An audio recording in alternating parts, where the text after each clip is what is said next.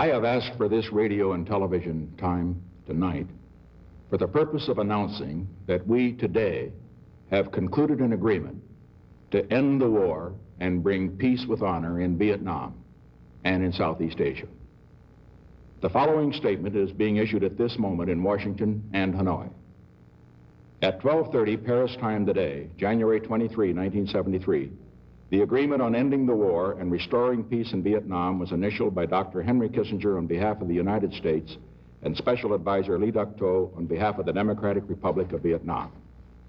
The agreement will be formally signed by the parties participating in the Paris Conference on Vietnam on January 27, 1973 at the International Conference Center in Paris.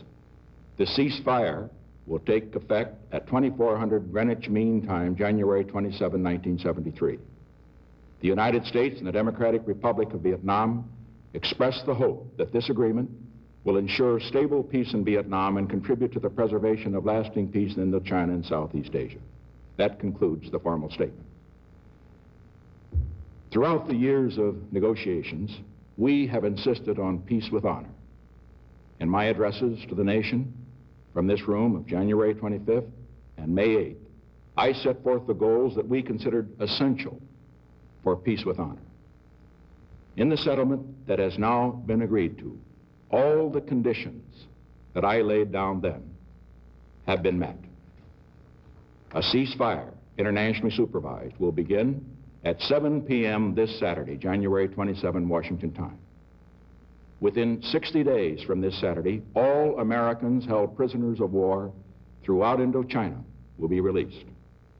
There will be the fullest possible accounting for all of those who are missing in action. During the same 60-day period, all American forces will be withdrawn from South Vietnam. The people of South Vietnam have been guaranteed the right to determine their own future without outside interference.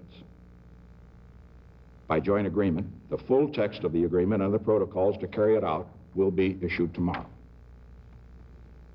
Throughout these negotiations, we have been in the closest consultation with President Thieu and other representatives of the Republic of Vietnam.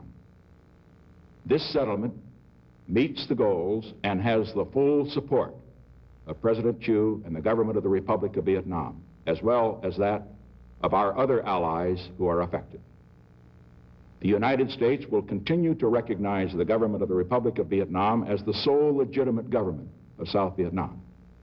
We shall continue to aid South Vietnam within the terms of the agreement, and we shall support efforts by the people of South Vietnam to settle their problems peacefully among themselves. We must recognize that ending the war is only the first step toward building the peace. All parties must now see to it that this is a peace that lasts and also a peace that heals. And a peace that not only ends the war in Southeast Asia, but contributes to the prospects of peace in the whole world. This will mean that the terms of the agreement must be scrupulously adhered to. We shall do everything the agreement requires of us, and we shall expect the other parties to do everything it requires of them. We shall also expect other interested nations to help ensure that the agreement is carried out and peace is maintained. As this long and very difficult war ends, I would like to address a few special words to each of those who have been parties in the conflict. First, to the people and government of South Vietnam. By your courage, by your sacrifice, you have won the precious right to determine your own future.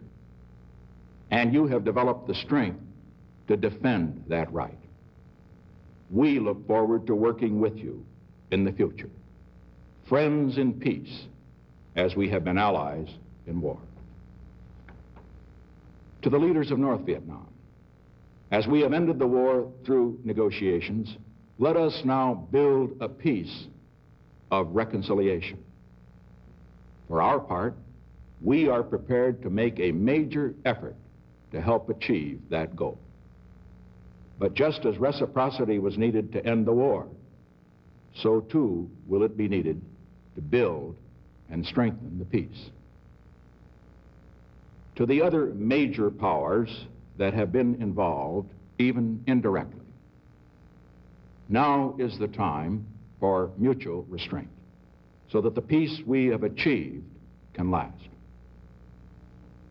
And finally, to all of you who are listening, the American people, your steadfastness in supporting our insistence on peace with honor has made peace with honor possible.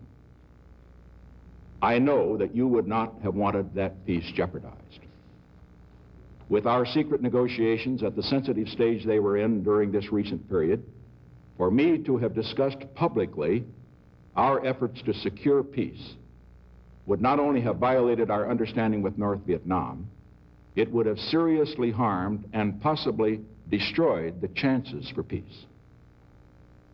Therefore, I know that you now can understand why, during these past several weeks, I have not made any public statements about those efforts. The important thing was not to talk about peace, but to get peace, and to get the right kind of peace. This we have done. Now that we have achieved an honorable agreement, let us be proud that America did not settle for a peace that would have betrayed our allies, that would have abandoned our prisoners of war, or that would have ended the war for us but would have continued the war for the 50 million people of Indochina. Let us be proud of the 2.5 million young Americans who served in Vietnam, who served with honor and distinction in one of the most selfless enterprises in the history of nations. And let us be proud of those who sacrificed, who gave their lives, so that the people of South Vietnam might live in freedom, and so that the world might live in peace. In particular, I would like to say a word to some of the bravest people I have ever met. The wives, the children, the families of our prisoners of war and the missing in action.